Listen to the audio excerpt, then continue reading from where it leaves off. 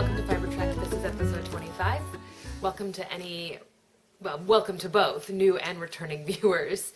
It's been a little while. I was in the throes of the end of grad school with a number of reports to write and exams to study for. Mostly what bogged me down was traveling. I was traveling down to my parents for the holiday, of course, Thanksgiving in the United States. And then there was a spat of bad weather each week, which kept me out of my home base for up to 3 nights per week, which is a lot. And traveling and getting work done and keeping up with all of the other bits and pieces that go into creating, security in your lifestyle. I just could not fit in a podcast. And frankly, there was nothing to talk about. I'm sitting right next to the Christmas tree. It's like right here. I don't know if you can't really see it. And then the dogs are all around the base of where I am, and I'm trying to get the light. And so my dog Co is this big shepherd. He's like smacked up against all of the stuff on the floor. And God forbid I should move them, but what was I saying? Oh, I have nothing to say. That's what I was saying. I had nothing to report because I hadn't been knitting, I hadn't been spinning, and so I was at a loss for what to chat about. So I have finished my first semester, and the past 2 days I have pretty much caught up on everything I possibly could. Some things I won't be able to talk about because they're being sent away, where a lot of the crafting has gone, but I have some bits and pieces to show you. So this week I have works in progress, of course. I have no FO, of course. I have spinning. I have acquisitions and discoveries, and I have a fond farewell. Textiles in Time will be a little bit of a different theme. I had done an interview with Mountain Meadow Wool of Wyoming. I'm not sure where they are in Wyoming. I can't remember if it's Laramie or not. Anyway, you'll find all of that out. But I did an interview over Google phones with them. And I received some video and I received some pictures. And so I'm just going to put together a little clip of that talk. How heavily edited it will be is unknown. I'm not sure how much control I have with the program I used. So I may just throw in the pictures and throw in the audio, and that's my washer. And you can sit and listen. It's a story of 2 women and how they started a fiber mill and their goals with farm yarns and who they work with and a little bit about their crafting and their inspiration. So that's what I'm going to do in lieu of Textiles in Time this week, and so I will be working on that tomorrow and hopefully publishing that before I leave for the Christmas holiday in a couple days. So I'll be traveling to my parents for merry and bright celebratory type activities, which I'm very much looking forward to. Mostly for me, this season is about light and greenery and decorating and eating, and that's what this is about, having fires and being with my family. So I'm really excited about it. Unfortunately, my husband will not be joining us. He has to work, so he'll come down a few days after, and we'll have some really great quality time together. I'm so looking forward to it. I get to see some of my really dear friends as well. So, and on that note, I would wish you merry and bright festivities wherever you may be, and celebrating or not, I hope that you have a chance to eat something that you love and do something that you love and be with people that you love. So let's see. Oh, and also because it is the season I guess it's always the season of giving away yarn for us. I have just put together a kind of an Eek, where have I been giveaway. I haven't done anything lately. I received this gorgeous skein of yarn from A Riot of Color. It's right here. I have it in a bag. It has been protected since it came into the house. Of course, I do have dogs. It's been in plastic. I brought it out. It was exposed to air. There's maybe dog hair in the air, but I've done my best to kind of keep it organized. There are no cats. But it's a 50% alpaca, 50% silk, 287 yards. This is called Woods at Dusk, which seems quite appropriate. It's not quite as saturated as it's showing up on the camera. And hand-dyed, a ride of color. You get the pin. And I know her name is Susan, and the last name at the moment eludes me. Leviton, Susan Leviton. And she's from Massachusetts. She vended at the Highlands on the Fly retreat. So I'm going to be putting this giveaway up in a thread in our RAV group just to kind of reinvigorate that a little bit. And I think what I wanted to know, because Rob and I have in the past, we've donated to charities for a number of reasons, of course, as you do. But we did it for our wedding in lieu of parting gifts, and we did it. I've done it a couple years in a row in lieu of gifts. I've donated to the Heifer Project. I've also donated to a number of dog rescues, which goes without saying. But I thought for this giveaway, if you would be interested in sharing some of your charities that you donate to, whether it's monetary or through your service, volunteer work, and or perhaps you knit for charity. But just where can we, if we're looking to do those things, where can we funnel, what we have to offer? So go ahead. I mean, Heifer Project's a great one. The New England Border Collie Rescue. I've donated to New England Peer Rescue. I've donated to the Anatolian Shepherd Rescue. Heifer Project. 12:30. I've also donated to some international charities and for children. So wherever that kind of takes you, I would just love to know where you have hope and where you offer that piece to the bigger community. So go ahead, let us know, and I'll do a drawing for that in the new year. So that will be open for a while. People can get caught up on the episode and maybe realize that I'm here. So anyway, thank you so much to A Ride of Color for that wonderful donation, and it will be hard to part with it, but I'm sure it will find a good home. So excellent, great. So I'm going to put that up here in its plastic bag, and it's not hazmat. I guess that could be it's a hazmat suit. So works in progress, and nothing is going to look different than last time I talked. I know. I so want it to look different. I have so many aspirations. This project in particular is taking me forever. And you may have some ideas about this. Sorry, I just washed my hair, and I tend to get this like Donald Trump comb over, but this is the Orions Belt by Paulina P. And I'm having my problem right now. So I don't know if it's me or if other people have had this issue, but my cables on my Addies break. And this is the second time this has happened. I was working on my Addi Click lace set, and the cable broke, which is really infuriating because I was trying to create a longer cable by using their connector. They have like a metal connector, and it will connect two cables together. Because this thing is a beast on these needles. It's the longest needle I have. I broke the 40-inch, so now I'm working on a 32, and it's a nightmare. And it really slows me down, and it slows down my knitting spirit. I just am like, oh, it's like the bog of despair, or where does Frodo travel through?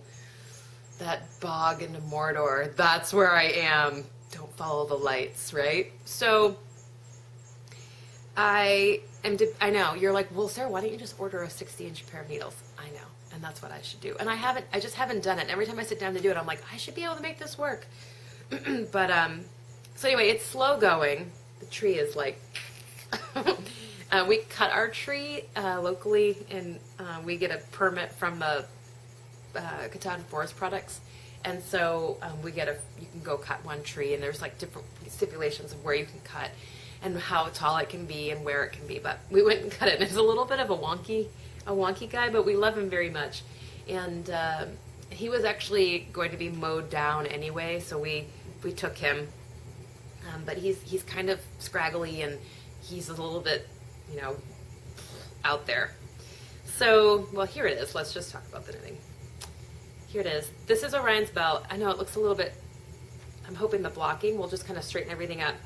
This is Upton Yarns, and this is her 3-ply Coopworth Sport from Buckwheat Blossom Farm.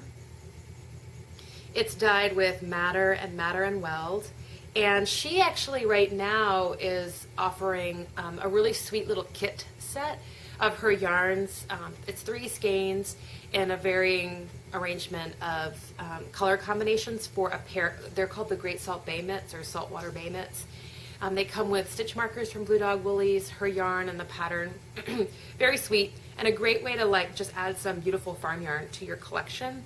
My mom is knitting the half mitts right now, and she's doing it in the colors, which is a beautiful indigo, and then with this Tiger Lily is the name of this colorway. I think it'll be easier. Is the name of this orangey colorway on the trim. It's gorgeous. Anyway, you can see her shop at Upton Yarns. I'm not sure if it's uptonyarns.squarespace.com or if you type in Upton Yarns, it'll bring you to a link, and I'll link it in the show notes. So anyway, this is going on forever. I'm almost done. I ran out of yarn. I ran out of the red. I'm supposed to do 16 rows. I'm scared to hold it up because I'm going to lose all my stitches because I'm a dweeb who won't just get the equipment that she needs to make life easy. But let's see. So I've got to do, I know what I'm trying to show you right here. I'm supposed to do 16 rows of that garter ridge, and I ran out of yarn. So I think I'm just going to finish it in the Tiger Lily and be done with it and cast off. So I have another 8 rows to cover the yarn that I lost, and then I've got to do another, I don't know how many rows in the, I know, you can tell I'm very enthusiastic. But I don't know if it's just that because I haven't been able to work on it, it has taken so long, and then moving all those stitches around, and it's just been a bit, like I said. And I cannot believe I can't remember the name of the swamp from Mordor, into Mordor. It's something obvious. We have Lord of the Rings Trivial Pursuit. Like, this is slightly Mordorfying for me because I can't remember. Ha ha ha. I'm punning about Lord of the Rings. Anyway, so I'm working on that. And I'm also working on, I'm trying to move things around here in my little spot. Because what would Fiber Trek be without some gray yarn? This is the Delia's Vest by Bristol Ivy, main designer. You all know that this is my main designer, main yarn, main knitter project. I can finish this, and I will this season, this time off. But I've been working on the back. It's gray, it's a cable, it's for the husband, and I just need to finish it. I'm knitting it on size, oh, I guess I could give you all the stats. Let me give you the stats. I think I'm knitting that on a size 9. Let me double check for you, just in case you were wondering. So Orion's Belt is an Upton Yarns, and the Delia's Vest is Hatchtown Farm and her 2-ply Coopsworth. I'm also, and I don't have what I'm working on there, because obviously I was getting lazy as this all went on. But I know it sounds like my washer is going to take off, but I'll post those bits and pieces in my project page online. So if you're really curious about what I ended up doing for needle size, and you can look there. So that's what I'm knitting, and I'm really committed to it. And before I cast anything on, I just want to get those 2 things off the needles. I have my Waffle Cream socks by Ann Hansen on the go, and I'm knitting that with Serenity Farms Gretois base, which is an alpaca Corriedale base, in gray. And I showed you the finished sock last time, and then I was knitting on that in class, and I just have the cuff done, so I didn't bring it over in the piles here. So the other thing that I've worked on, and it's been really exciting, and it's a slightly fearful slippery slope for me, is the Sami Bracelet Craft Along with Disa of Disa's Craft Works, and she's a podcast out of Sweden, which both Rob and I absolutely adore. and it's really nice. There's a couple podcasts that we can watch together. One of them is Disa, one of them is Fibertown, and then he likes to listen to Yarns at Yenhu. He has his reasons for, though I don't know if it's that those were the ones he was introduced to, and so that's where he like has this connection. But he makes me wait. We have to watch those together, and so I just find that kind of funny. Anyway, so Disa and I, more Disa than I wanted to learn about Sami bracelets. And so Disa proposed that we do a craft along together. Most of the discussion, I think actually all of the discussion, is happening in her thread in her Ravelry group. And so you can find out more there. You can find out about the craft along in our thread, but people are mostly chatting over in Disa's craft along thread. So I got all my bits and pieces from Sweden. And the reason that this is a dangerous slippery slope is because I love it. And Rob loves it. And he has been a huge help, as has Disa and her tutorial online. I really love it because it's not like, I don't want this to sound bad, but it's not like sweetie peaty, like, I love that I say you, but there are moments where she gets really frustrated and she just talks, and it's just a really down to earth kind of real tutorial. Like, this is what happens when you are working on crafts, and she's an ace at it. So anyway, it's a great tutorial and very informative. And I was lucky enough to have my husband here, who's he's just an excellent handcrafter and can figure things out. So he was a little bit of support for the non-problem solver, figuring it out type gal that I am. So you should be perfectly capable of following the instructions on the tutorial to be successful. So this is my Sami bracelet. Possible right there. I got enough to do the single braid, although now I am like, I want to order all the tin thread in the world. So you make these braids with tin thread. This is reindeer hide, and now I just want it all. I loved it. I have done everything up to the point that Disa has told us, and I did this basically in a day.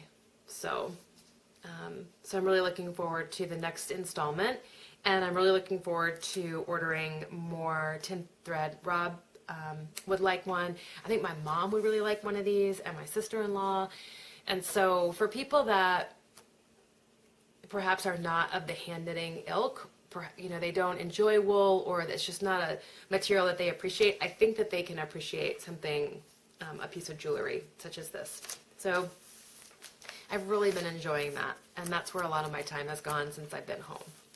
So that's the Sami bracelet craft along. I'm going to put that up here too so one of the dogs doesn't carry it off. And the other thing I wanted to talk about, because I've been thinking about it a lot, is the shawl pattern Another Door Opens by Sarah Bauer of Yarns at Yenhu. I saw Emily of Fibertown's finished product and I loved it. I know, and it's hard to believe because I don't think there was any gray in it, and it was very colorful. But it got me thinking a little bit about how I could push my boundaries with that as a canvas. And so I thought I would chat with you a little bit about my idea. So I have, do I keep saying so? I'm sorry. I have this llama, and it is considered a 3-ply, it's a 3-ply medium weight, 665 yards. I bought it a long time ago. It was spun in Peru, and it is imported by Joseph Galler. Prime alpaca. So it's that's the color. I mean, it's like, of course that's the color. It's mine. So I thought about knitting the shawl piece in this. And then the border piece I was looking at, let's see. Sorry, I'm out of frame. Doing a combination of colors. So I'm a little worried that the weight of this is going to be, I don't know how that's going to mix with some of these other options, but have a lot of local alpaca. I don't know how this happened to me. My husband was like, where did you get all that alpaca? I was like, I don't know where I got all this alpaca. Anyway, excuse me.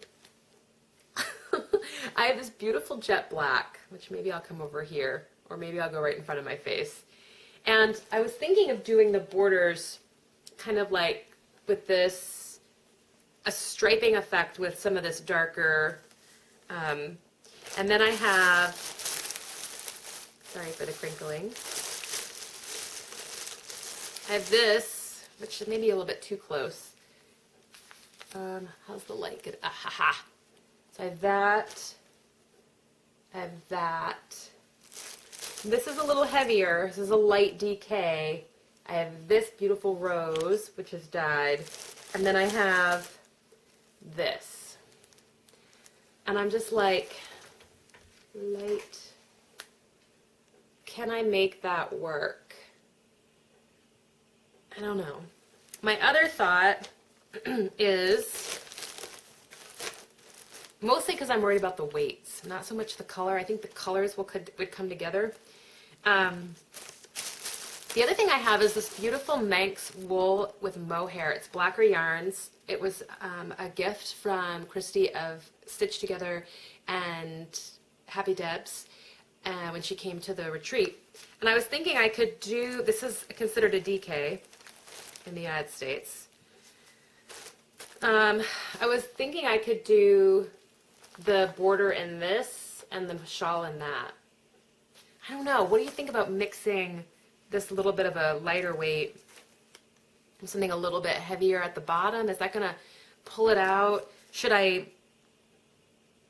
What are your thoughts? Should I try some striping within the whole shawl, or should I just kind of reserve it to this beautiful brown classic piece and then like just a gradient or ombre kind of effect at the bottom? I don't know. You tell me. But I just wanted to get all my yarns out and yay, get happy. So I've had this Eclipse for a long time. This is Eclipse from Northern Solstice. This is, we did a short video on Cloud Hollow Farm, and they're in Waldoboro, I think. This is a sport. And they're both Hokkaya. I think that they are in Waldoboro or Woolwich. This is an alpaca I bought at a little shop in Portland. And the other one is from an alpaca farm I happened to chance upon in northern Maine, up in Aroostook County. So, I don't know. Tell me what you think if you want to. I'm just kind of, this is what I think about when I go to sleep at night, just to try to calm myself down. So, but I'm having a lot of fun, and now you can see why the other experience is such a slog, because I'm really excited about putting this on the needles. Sorry for the crinkling, but everything has to go into a bag because the dogs are here. And I try to do as much preservation as possible before it makes its debut into the world of dog. Especially this black yarn, which has already picked up dog hair. Which is half the reason I haven't knit with it. Because it's...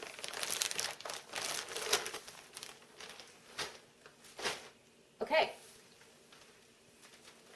Spinning.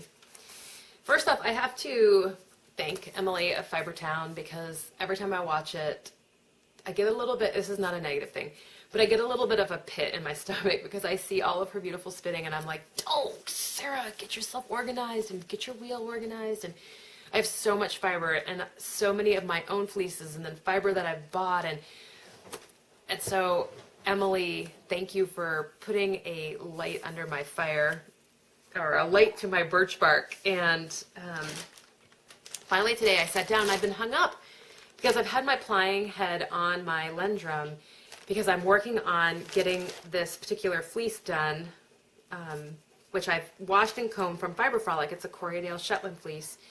And I've just been like, get it done, get it done. And I'm a little bit like that with my projects, as you may know. And so I haven't spun anything else. I have my beautiful Leicester Longwool that I have been wanting to spin, and I have a ton of stuff that I've wanted to do, and I've just been sitting on it. So anyway, Fibertown, thank you. I finally sat down, this morning, and I applied another ounce, or 2 ounces. I applied 2 ounces together of the Corriedale Shetland. It's a 2-ply, and I have 1, 2, 3 ounces done. So I have about, I don't know why I'm doing that, because I'm ridiculous. I have about, this was 80 yards, this was 90, maybe 95 yards, and this is 100 and some odd yards. So you're looking at somewhere around, I don't know, almost 300 yards. And I have another probably 2 ounces or 4 ounces to spin. So I bought this little doodad at the Highlands on the Fly Retreat, and it's a plying helper. I don't know if it has a name, but it really made a difference in my arm position, which allowed me to be a little bit brighter about my plying experience. In the past, I ply with my hand to the side and my fingers here, and the yarn comes up and over, and I use this as my guide, and I pull off this, so when I'm plying. And it aches. My shoulder aches, my hand aches. I'm holding so much tension on it to, I put this thing on, and I can't stop because then everything like curls up. And maybe that's just my own bad technique. But I put this thing on, and I held it in my hand in my lap, and I was able to do everything I wanted to do in a much more comfortable position. So, people may be like, real spinners don't use that, or you don't know what you're doing. But in the end, I was able to enjoy myself and enjoy this wool, and this may sit forever in my stash, and I may pass it on to my child or some other, person. But that's part of what spinning is for me. Spinning is really just about interacting with twist and with wool. And I don't really always have an idea of what I want. I will find a way to use this, perhaps, but I think spinning is more about the actual act versus the product. I'm really excited about it. So that's done. I know, Sami bracelets, spinning, more plying to be done. Sorry, I keep coming in and out. The other thing is, I think that's it for spinning. Yeah. Acquisitions and discoveries. I don't have anything to show you, but I just wanted to mention One Loop and Fiber Arts in Bangor is my local yarn shop, or as local as I can get. And she, the owner is Jody, and she and I are also good friends. And I get to stay with her when I'm at the university and I need a place to stay because of the weather.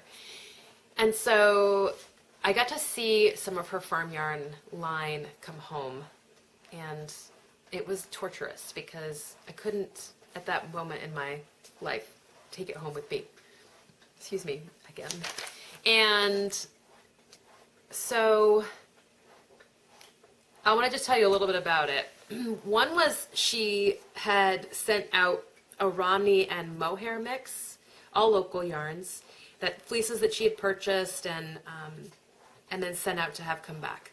She had sent out Coopworth, which is the same farm, the Buckwheat Blossom, which was gorgeous. It was a beautiful champagne color. And then she'd sent out, I think her other blend was a Romney Angora, and it's stunning. And she's dyeing that. The Romney mohair was gray. Some of you may have seen my Instagram picture. I don't know. Fernie, thank you. And yeah, I mean, her farm yarns are just gorgeous, and she's sending off more, and she's looking at buying more fleeces. Upton Yarns is the same way. They source their fleeces, and then they ship it out with specs, and it comes back. Just stunning. So if you're looking to source some special Maine yarns, I would highly advise getting in touch with Jody and taking a look at what she has and talking to her about what's available. She might also be able to connect you with some breed-specific yarn producers in the state. So I just wanted to throw that resource out. You can certainly contact me if you're looking for specific breed yarns in the state, or for whatever reason you want Maine yarn. I have some connections, but she would be able to give you a little bit more insight to to people that may not be on the web. And she also does those gorgeous farm blends, and she dyes, and I don't do that, as you know, because it's color. But I just wanted to throw that out there. I just saw that and I just coveted it so much, and I wanted to share with you that resource for finding beautiful yarns. So in a in a fond farewell, I was like, why is that in a fond farewell? I just wanted to talk a little bit about, because I'm participating in the Craft Along with Disa, I'm also participating this month, and I have in other months, but not as diligently. It's much easier for me to participate in the Yarns at Yanhu Bulk Bins Cook Along, which is sugar, and it is the season for us for lots of cookies. And every year, Rob and I make these cookies. They're called speculoos, and you may know of them, but we use molds to make the cookies. And so I'm entering these into Sarah's Bulk Bins Cook Along. Santa. So we use the molds. We order them from House on the Hill. It's a really fun, easy recipe. Here's my sheep mold. And they're really good. They last a long time. They're great for dipping. They have white pepper and mace and brown sugar. There's no eggs. And lots of spice. So lots of ginger, cardamom. So they're a spice cookie. And I just thought I would share that little tradition with you that we're doing, and also that I am trying to participate in community here and there as I can. I probably shouldn't put those on the floor. Chloe is eyeing me. So I also have the Meadow Mountain Wool Fibercast I'm going to throw up for you, and you can partake in that or not. I really wanted to make this short and sweet so I could edit it and get it out and actually produce something. So I have no catchy goodbye line, so I usually just say goodbye. But all the same, I wish you the best. I'll see you on the rag boards with any luck, or on Instagram. As always, I thank you for the connections, and I'll see you in 2015. Bye.